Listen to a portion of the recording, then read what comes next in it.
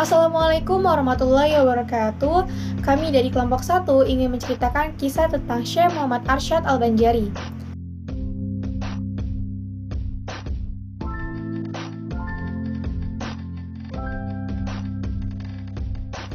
Syekh Muhammad Arsyad Al-Banjari adalah seorang ulama besar di Kalimantan Selatan. Beliau dilahirkan di Desa Lok-Gabang pada 15 Safar 1122 Hijriah atau bertepatan dengan 19 Maret 1710 Masehi.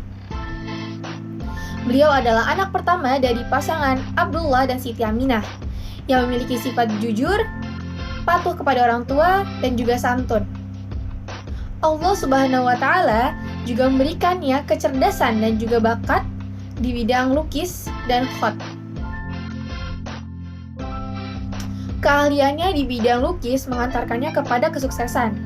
Jadi, ketika itu, Sultan dari Kerajaan Banjar berkunjung ke kampung-kampung dan sampailah ke kampung Lok-Gabang. Dan alangkah terkesimanya, sang Sultan melihat lukisan Syekh Muhammad Arsyad Al-Banjari.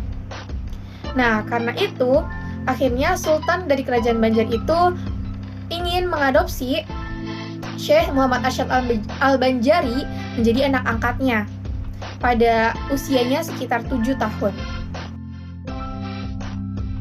Pernikahan.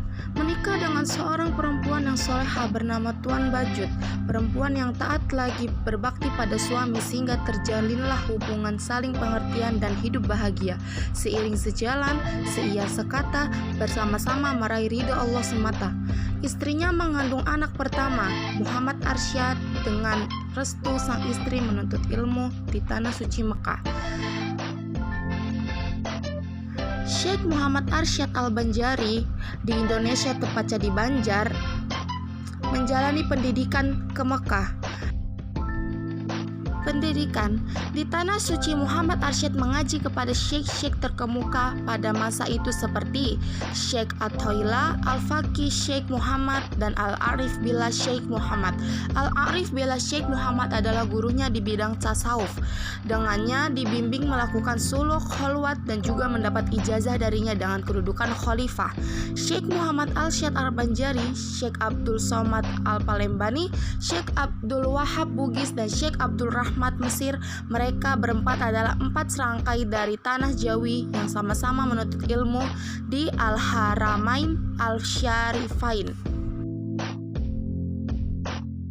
Selanjutnya adalah perjalanan dakwah.